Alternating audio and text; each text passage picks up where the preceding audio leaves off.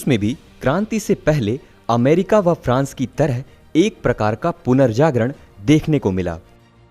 रूस में अब तमाम तरह के संगठन व दल बन रहे थे जो रूस की जनता की आवाज को उठा रहे थे। उधर जार अपनी साम्राज्यवादी महत्वाकांक्षा की वजह से बहुत ही आतुर लग रहा था और वह अपना साम्राज्य बढ़ाने की हर कोशिश कर रहा था। विश्व इतिहास पर शुरू DAIS की इस सीरीज में आप सभी का स्वागत है। मैं हूं दिव्यांश शुक्ला। जार की इसी महत्वाकांक्षा ने रूस को प्रथम विश्व युद्ध में धकेल दिया। 1914 में मित्र राष्ट्रों की तरफ से रूस युद्ध में कूद पड़ा। इस युद्ध की वजह से रूस के किसानों को जबरन सेना में भर्ती किया गया। ना ही उन्हें उचित प्रशिक्षण मिला और ना ही ढंग के अस्त्र शस्त्र। यही हाल वहां के मजदूरों का भी था। मजदूरों की कमी के कारण रूस के लोहे और कोयले के कारखाने बंद पड़ गए और कृषि तथा औद्योगिक क्षेत्र दोनों का उत्पादन बहुत घट गया।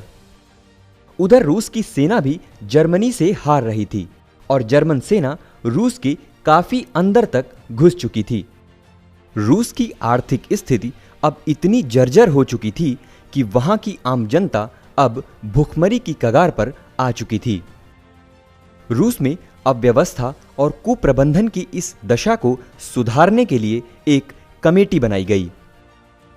इस कमेटी ने यह कहा कि देश में पर्याप्त मात्रा में अनाज है, पर सरकारी अव्यवस्था और कुप्रबंधन की वजह से वह चोर बाजार में चला गया है। सम्राट और उसकी निकम्मी नौकरशाही इस बात को जानते हुए भी उधर कोई ध्यान नहीं दे रही थी। आखिरकार हुआ वही जिसका अंदेशा था। 7 मार्च 1917 को स्थिति अनियंत्रित हो गई। भूख और ठंड में ठिठुरते हुए गरीब मजदूरों ने पेट्रोग्राड की सड़कों पर दुकानों को लूटना शुरू कर दिया। भीड़ अनियंत्रित हो गई। सम्राट ने यह देखते हुए भीड़ पर गोली चलाने के आदेश दे दिए, किंतु सिपाहियों ने भीड़ पर गोली चलाने से मना कर दिया। यही क्रांति की शुरुआत थी। 10 मार्च के आते आते पेट्रोग्राड की सड़कों पर बहुत सारे लोग इकट्ठे हो गए थे। पेट्रोग्राड के सारे कारखाने बंद कर दिए गए। सभी मजदूर, आम जनता सड़कों पर थी। उन्होंने पुलिस से उनके हथियार छीन लिए और अपने हक के लिए कुछ भी करने पर आमादा हो गए। 15 मार्च 1917 को जार निकोलस द्वितीय को सिंहासन त्यागना पड़ा और इस तरह सैकड़ों साल से चल रही जारशाही का अंत हुआ। इस घटना को रूसी इतिहास में फरवरी की क्रांति के नाम से जाना जाता है।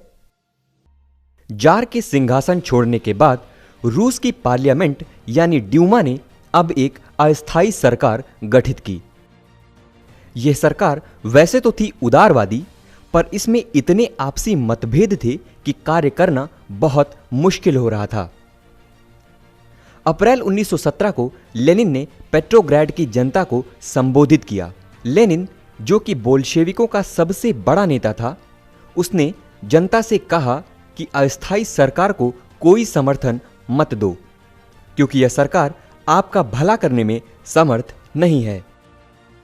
धीरे धीरे लेनिन ने विद्रोह करने के लिए जनता को तैयार कर लिया और अक्टूबर में बोल्शेविकों ने विद्रोह की तैयारी कर ली।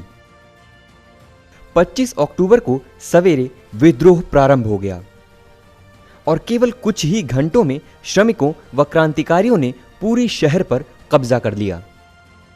सुबह 10 बजे रूस के नागरिकों के नाम लेनिन का संदेश प्रसारित किया गया कि अस्थायी सरकार को अब हटा दिया गया है और लोगों ने जिस उद्देश्य के साथ संघर्ष शुरू किया था वह पूरा हो गया है।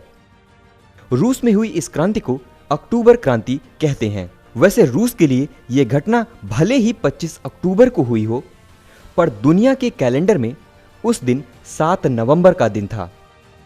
ऐसा इसलिए क्योंकि उस समय रूस में जूलियन कैलेंडर का उपयोग किया जाता था। अक्टूबर क्रांति के बाद रूस में लेनिन के नेतृत्व में एक नई सरकार गठित की गई।